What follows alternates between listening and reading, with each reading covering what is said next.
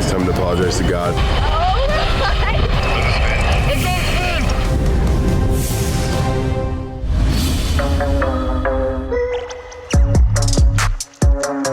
What's up, guys? It's Casey. Today I am in real life with Chase DeMoor. He's a pro football player, fighter, and TV personality who's been on 4 Netflix shows. I'm about to flip his world upside down, literally. Let's go.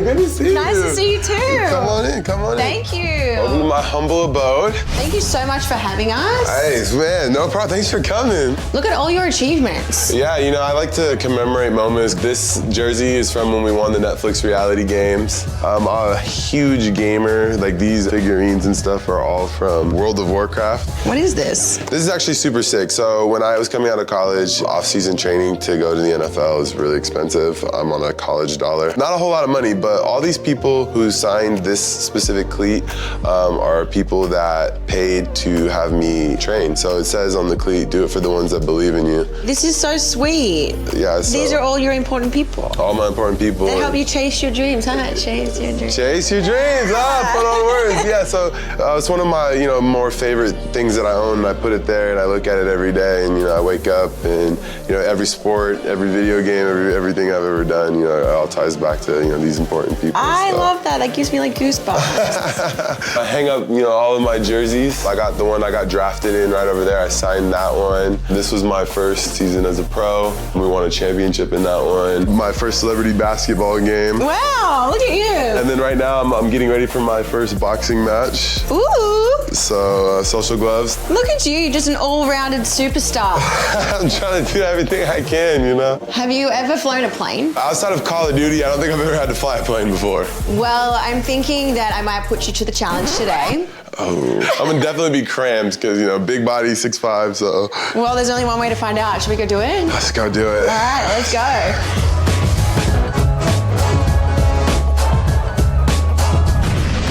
I almost don't fit back here. No, it's because you're so big. Massive. Here we go. How many times have you flown in a plane that wasn't commercial? Like a lot. Let's dive into your early life. Where are you originally from? So originally from Seattle, Washington. Ooh. A lot of our culture is very much like Asian because it's the first port from like Japan and China. I didn't know that. And Canadian. What did you study at college? I got obviously a sports scholarship, but I also got an academic scholarship to join like their music program as well as science. I went to Central Washington where I got a degree in neuroscience that I focused on adolescent development and relationship therapy. What? Yeah. You really are like so well-rounded. So you've got like sports, you've got brains, and you can play music. I actually wanted to do acting. I did a drama class that I got forced into when I was in high school, and I was not a big fan of it at first, but it's like those things where you meet like a teacher who really has like a really big impact on your life. How did that kind of transition into you being on Netflix and a TV personality? Because I know you've been on multiple shows now. I've seen them. I had this lady reach out to me and say, hey, we got this all new TV show and we want to film it and stuff like that. And me being just naive and a college boy and freshly single, I was like, oh yeah, sign me up to go party with all these beautiful girls on a boat. Yeah, why not? And it ended up to be this dating show called Too Hot to Handle. And we all know on Too Hot to Handle, it's basically like fuckboy rehab. So Yeah. obviously on the show, like I got really lucky with the whole cockroach landing on my face. That was hilarious. Man, I was working at Starbucks still, No way. I had a shift that day. I had to go, make my caramel macchiatos.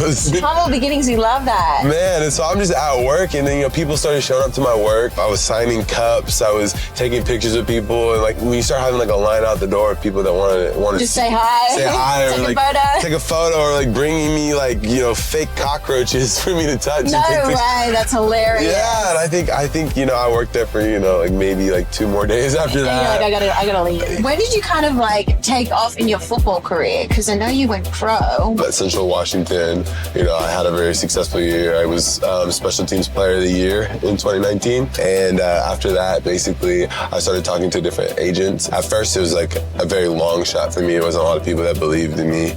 Anything in life is 90% mental. I think it's really important to, believe in yourself before you can get other people to believe in you. 100%. I feel like that's so many different areas of life too. Like if you don't believe in yourself and you're not your biggest supporter, it's like how are others going to believe in you? We're in Compton. Oh my God. And we're about to go jump on this plane. Let's hope you fit. Casey, I think my stomach is starting to hurt a little bit. Oh, your stomach's going to drop when we do loop-de-loops in this aeroplane. Oh my God, I don't know about loop-de-loops. We are doing loop-de-loops. I'm going to scream like a girl. I might scream louder than you, I'm not going to lie. You ever seen a giant man scream? No, but I'm about to. Alrighty, we are here.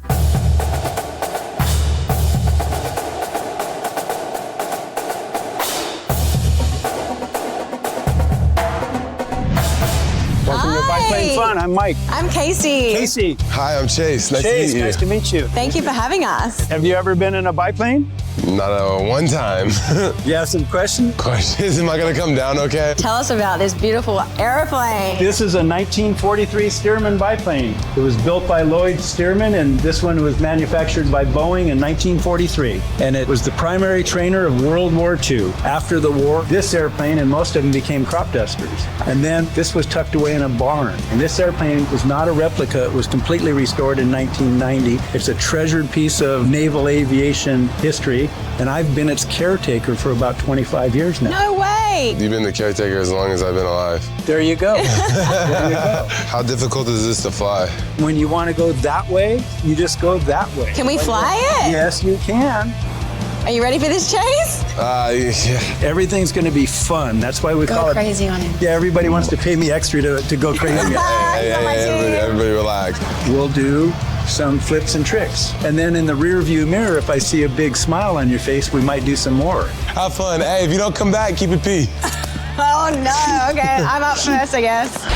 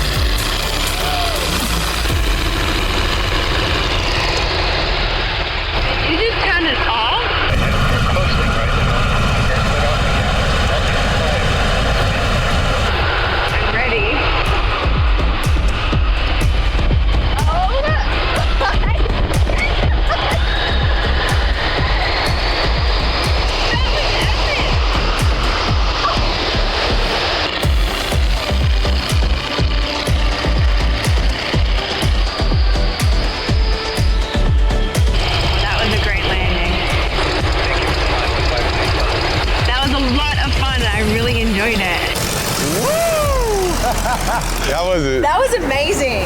That was so much fun. I'll never be able to go on a roller coaster ever again. You flew the plane. I flew the plane. You're lying. I'm a natural. Lean on Catch me? Lean on Chase's shoulder. Nice. That's the way to make That's the way to do it. We went all the way up and then spiraled How down. fast was it? It's like 100 miles an hour, and then we dive for like 120 or 140 for the maneuvers. Dive. Pause. What? Yeah, like it goes straight down and then you go straight up and then you flip upside down. You're up. Hey, Gear up. yeah, hold on. Mom, yeah, I'm on my way right now. Ready when you are, Chase. Welcome aboard. All right, Captain. Don't push that button. That drops the bombs. I think we're good. This is way easier in video games. I've done this a million times in Call of Duty, trust me, guys. Clear!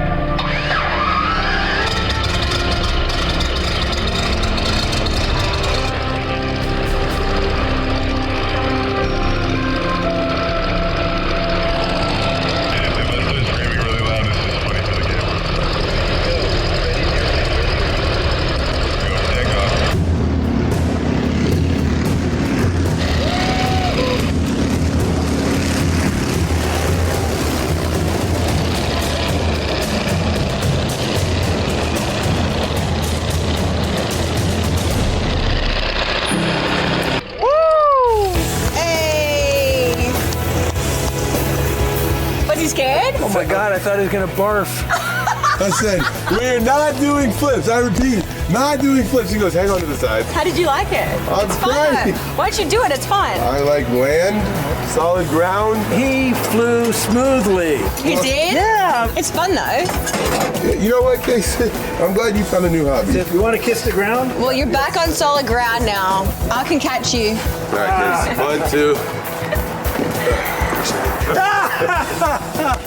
It's okay. Oh, you're so brave. Mike, thank you for such an amazing experience and absolutely scaring the living daylights out of Chase. You know, like, there's some things that are meant for me, and the ground is great, but you are an amazing pilot. I love it. It is a great experience. Thank You you guys so are a much. lot of fun. Thank you for letting me take you up, and thanks for flying with Biplane Fun. Thank you so Thank you so much. It was much. an incredible experience. Let's head off and get a drink, and thank you so much. See you next time. Enjoy the Thank rest you of so your day. much. Bye.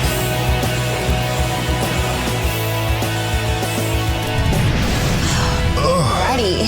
Cheers. Cheers. How was that? I mean, my stomach is still definitely turned upside down, so That was quite the experience. I have never been in a plane upside down. I don't think I'll ever be able to enjoy like an amusement park roller coaster again because it was that like exhilarating. When was the last time you feel like you've conquered a fear? Definitely today. I have a tremendous fear of heights and airplanes, and doing that all today was definitely something that I'm going to remember for a long time. I feel like you do throw yourself into some crazy like experiences though, because you're about to do a boxing match, right? Yeah, I'm actually currently in fight camp to do my first pro fight. I've been really dialed in and focused in on the training.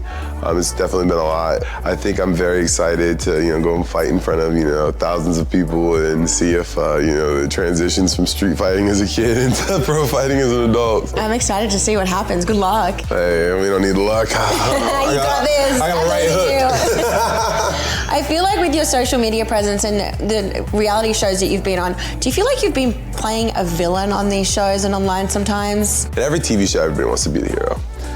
Why fight, a hard fight of like wanting to compete with everybody to be like this main hero when, nobody wants to be the bad guy? And I think that the bad guy can set the tempo of the show, makes it entertaining. It's really important to have both really good characters, a good hero and a good villain, so.